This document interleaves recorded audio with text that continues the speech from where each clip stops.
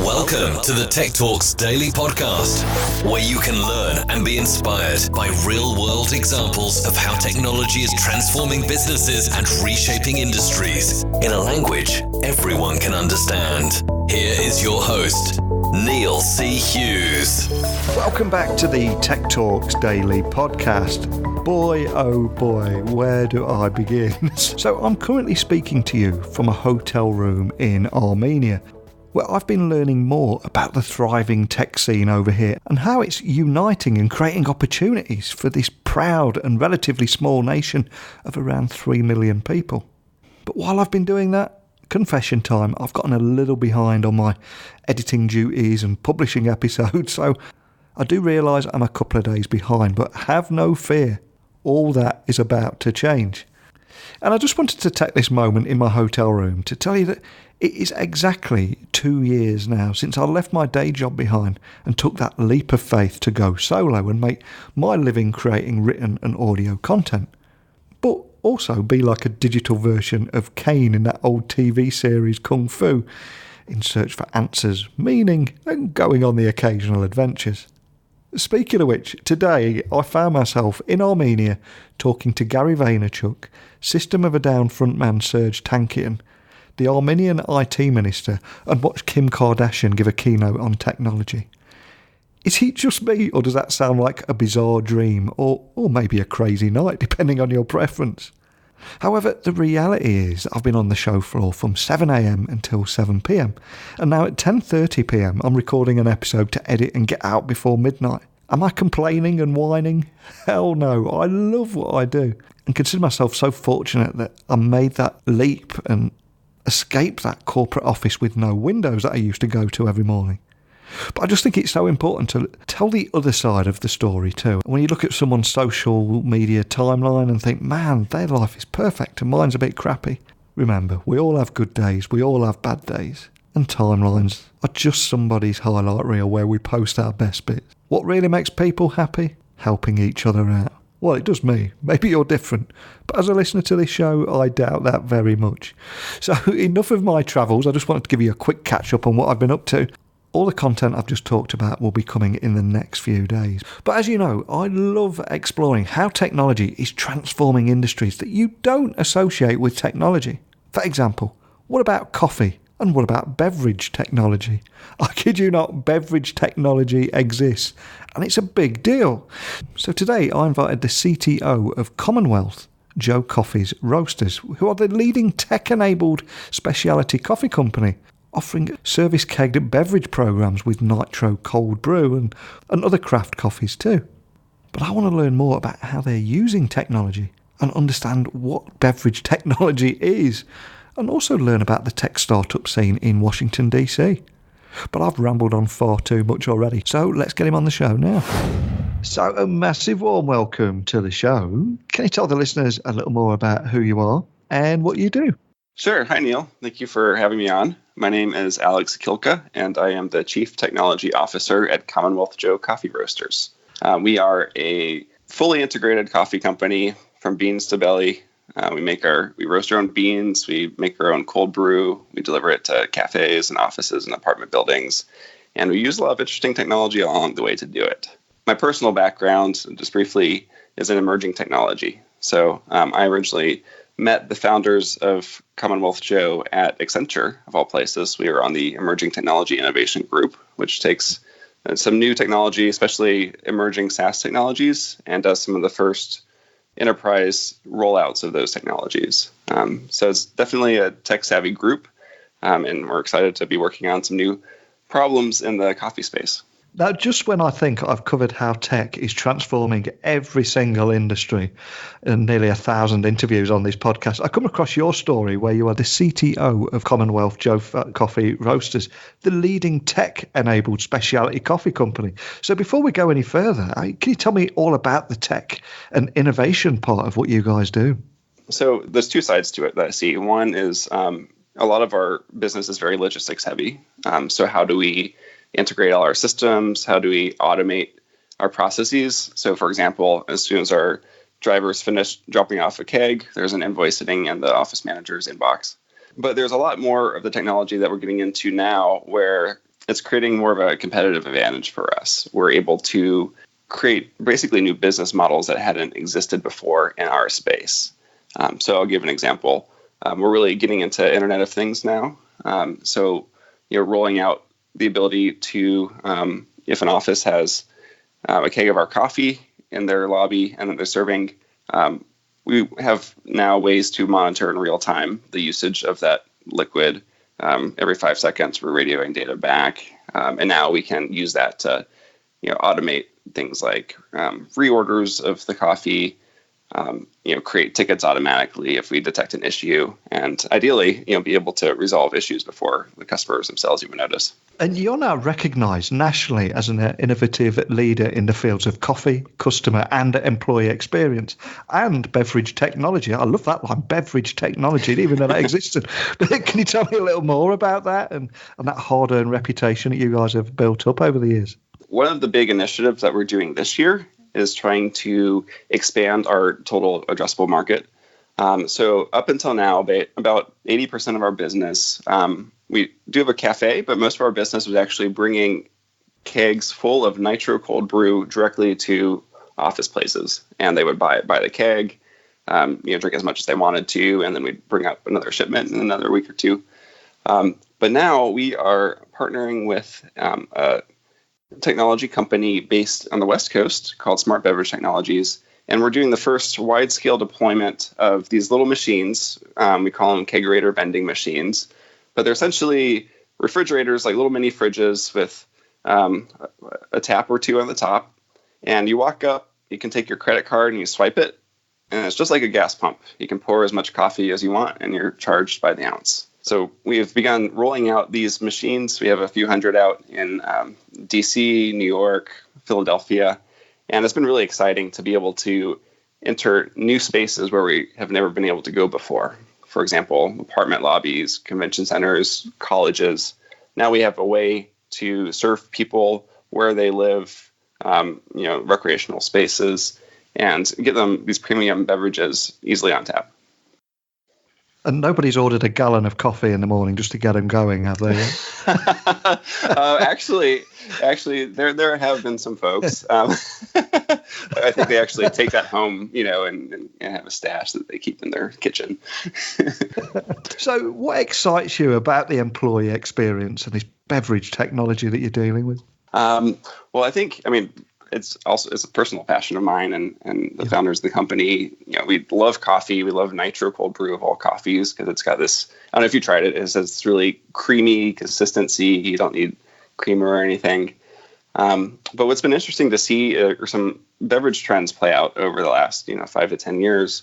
A lot of folks are switching away from, unhealthy sugary beverages more into these better for you craft beverages. So you see the rise of Nitro Cold Brew, you see the rise of kombucha, other types of teas, LaCroix and sparkling waters. So this is a really exciting time to be in this space, right on the uptick of this healthy beverage trend. And it's becoming more of a priority for office spaces to provide these as standard amenities. So you actually see co-working spaces compete on, having cold brew on tap. You see tech companies, I think, were some of the first, but now it's rolling out more mainstream. A lot of offices see this as basically a standard amenity, a way that they can show that they appreciate their employees and give them extra caffeinated in the mornings. I'm glad you mentioned Nitro Cold Brew there, because I've read how you're offering this full-service keg beverage program with things like Nitro Cold Brew and other craft beverages on tap. Can you expand on that program and the kind of thing that you're doing there? So Commonwealth Joe actually started off as an online subscription business. So this was back, 2015. We had companies like Birchbox, where people would get a monthly subscription of some sort of premium direct-to-consumer product. So the founder's mother roasted coffee, and he started this company as a way to get her coffee out to end consumers. Through some pivots throughout the next few years, we opened up an actual physical coffee shop in the DC metro area. We opened up a second one, which is our flagship store, right where Amazon is placing their new headquarters. And through this process, we started bringing these tricycles out into office centers with Nitro Cold Brew on the back. and we would serve it right out of the back of the tricycle. And just as a way to promote the cafe. This is when Nitro Cold Brew was up and coming, the first summer or two. And we started getting demands from the office workers that, we want this in our office so we can drink it every single morning.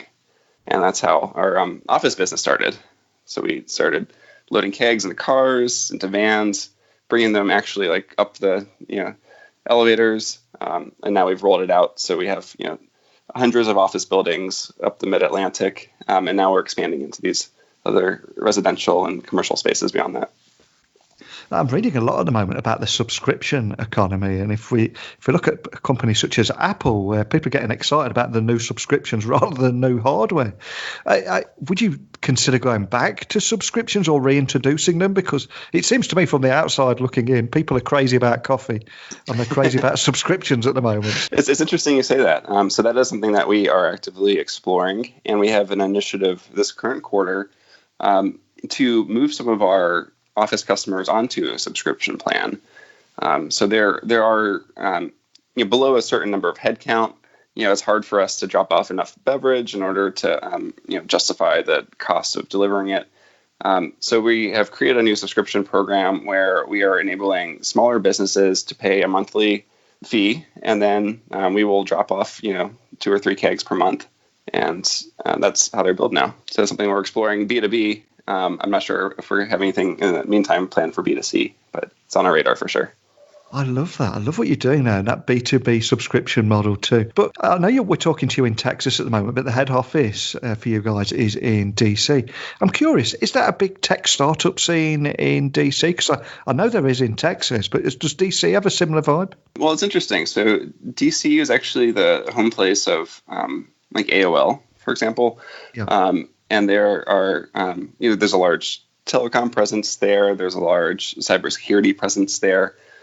So I'm not sure it's really known for the startup scene, but there is a healthy ecosystem, especially around those industries and any other industries that would predominantly have, say, like government clients or even a need for government lobbying.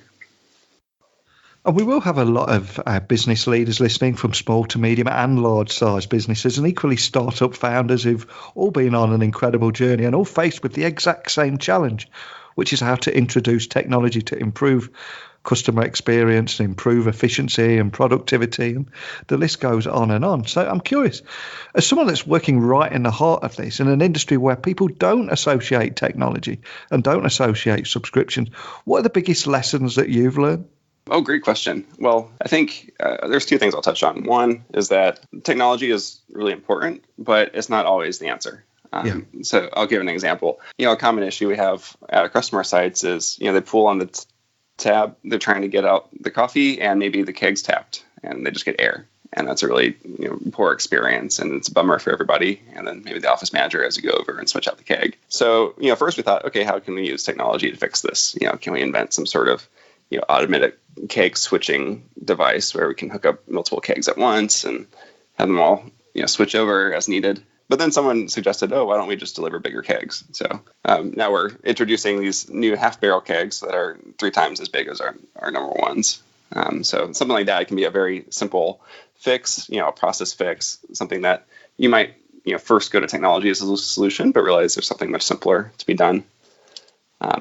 And then the second point I was going to make is that, don't try to be the best at every single thing. That's something that, we've had to face as a company as well. We want to, have the best customer service, but we also want to have the best delivery experience. We want to have the best product, and we want to have the best roasting. And there's a lot of things in companies where, it makes sense that you want to be the best at it, but you have to kind of pick and choose where your company is going to compete and what's really going to differentiate you in the marketplace.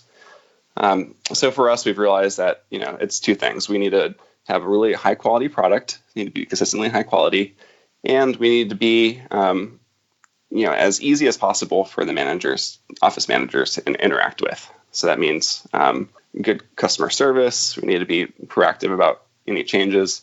make their experience as flawless as can be, because if it's easy for them, they're going to keep us around. And it's often said that the speed of technological change is moving at a breakneck speed and a speed that we've never seen before. But the reality is, of course, that it's never going to move this slow again. So just help listeners understand the kind of thing that we're talking about here. Could you maybe paint a picture of your business 5 years ago and how you're transforming from there to here? And then, of course, looking forward another 5 years, do you see it just being transformed much, much faster? Or how do you see that progressing? Oh my goodness, yes. 5 years ago, we were managing our orders on spreadsheets, and had delivery drivers going around with a piece of paper, and the address on it. Nowadays, we have a fully integrated ordering system. We have a mobile app that our drivers use that updates in real time, and customers can sign just right on the app. So we've, 5 years ago, it seems like the dark ages, at least for our company. But it's really exciting to think where we're going to go 5 years from now, because now that we've built out this, platform basically where we're pulling in data from sensors and, people out in the field, and we know better and better how to anticipate and predict our demand. I think there's a lot more of the business that's going to go on autopilot, and there's a lot more opportunities for us to expand with this Kegerator vending machine into new spaces and be able to service places that weren't possible to service before. So where do we go from here there? Is there anything else that you can share with me about where your future focus is going to be? Well, I think we're very bullish on the technology. Yeah. You've seen this pattern in other companies. Slack, for example, spun out of a company that was making games. And so, as we've had to build our own solutions to these problems, we have started to see that, there are other regional players, there are other national players that are sharing some of the same pain points, and that could have a lot of benefit from the technology that we're building. So we're increasingly seeing ourselves moving as more of a platform for enabling, high quality beverages to be, delivered, served anywhere that people live, work, and play.